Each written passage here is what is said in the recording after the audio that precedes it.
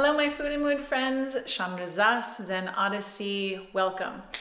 I have a hair topic today. I'm going to talk to you guys about hair culture and the hair culture that I really lacked and actually had no idea that I lacked. And now that I have some hair culture insight into how to actually deal with my hair,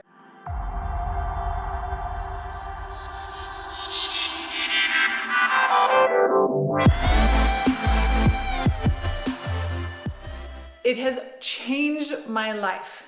My whole life, I've had curly hair. I got it from my father. And as a kid, I grew up tormented by kids making fun of me and having this poofy, frizzy hair that was unmanageable. The more I washed it, the more I brushed it, the more I tried to take care of it, like straight-haired people, the more it just grew and got crazier and more wild and messy, and even like in the workplace feels unprofessional to me to have curly, frizzy, yucky hair. I now, knowing that there is this amazing curly hair secret known as a silk hat that I can sleep in that protects my hair and actually like nourishes my hair. When I wake up in the morning now, my hair looks better than when I went to sleep.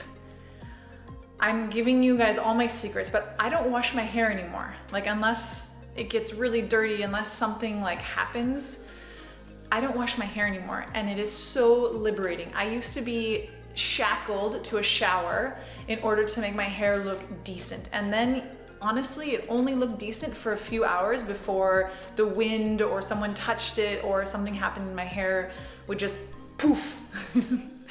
I know it sounds a little dramatic, but this is really what I suffered with all of my life until literally this year. And I was with a friend, a curly haired friend, and I asked her, I complimented her on her hair, and she was like, I figured out this curly haired secret, which is a sleeping hat. And she's a really good friend of mine and we talk all the time, and I was just telling her how much this like revolutionized my life this year. It has freed me from being shackled to a shower. It's freed me from using tons of hair products. I don't know how many hair products I have used my life trying to control my hair, and now I don't have to control my hair anymore. It is incredible. If you have any curly haired friends out there, please tell them about the sleeping silk hat. You can find it wherever, it doesn't matter which one you get. The whole idea is just protecting your hair, letting it re-moisturize, letting it nourish. Curly hair tends to be dry. This is like why we need so many products to try to help it like calm down and relax. So yes, curly hair, sleeping hat, silk, game changer. And I brought this topic up this week because I have been totally tripped out about why didn't I figure this out sooner? Why didn't I ask questions to more curly haired people, to the internet, to wherever? Why didn't I research more an actual real solution? I just kind of assumed that everyone was suffering the way I was suffering. I just assumed that there was no answer out there. And in what I did was I tolerated this issue in my life that really was a really horrible experience for me my whole life. And I didn't ask the right questions. I didn't figure it out. I didn't face it. I just tolerated it. And I just tried to find band-aids instead of figuring out what could I really do that would make a revolution in my life with my hair. And so it's got me thinking, what other things in my life am I potentially tolerating that I just haven't questioned properly?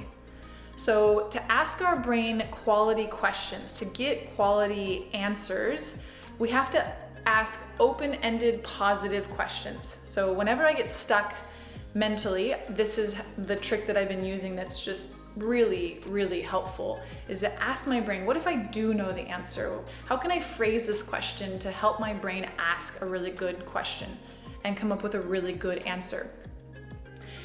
It's one of the big foundations of my coaching. It's something I really encourage all of you to do. And something like a curly haired hat thing, is not necessarily that my brain knows the answer, but someone out there knows the answer and the internet knows the answer. And maybe if I had actually asked my brain, maybe it would have come up with a quality answer like, have you thought about figuring out something while you're sleeping? Anyway, I'm rambling a little bit. I want to also pose the question to you guys about tolerating. What are you tolerating in your life that you're kind of ignoring and you're just assuming there's no answer for, and that is creating suffering and creating tension in yourself? One of the main things that my clients are tolerating is feeling bloated. I have just seen this come up so much, so often, that as I'm writing this post about tolerating and what I've tolerated with my hair, I look at my clients as a general and I see how many of them are suffering and tolerating bloating. It's not the reason they come to me for help for their gut health, but it's one of the big things that they're tolerating. And I find this often when I talk to people about their digestion. Bloating is something that a lot of people kind of assume is normal, and they're unknowingly tolerating it. And so I want to pose to you guys, what kind of digestive issues do you have that you're potentially tolerating, that you have just assumed is normal, is a part of eating food, is a part of being stressed out, or maybe even not eating food? What digestive issues are you tolerating in your life that actually might have a solution?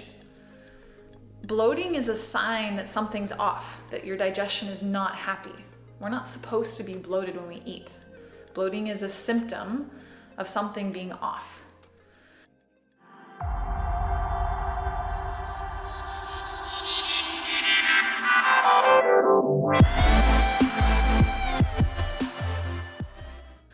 I hope this gets your wheels turning. I hope this maybe offers you an opportunity to ask yourself a quality question that might, remember, it's got to be open-ended and positive.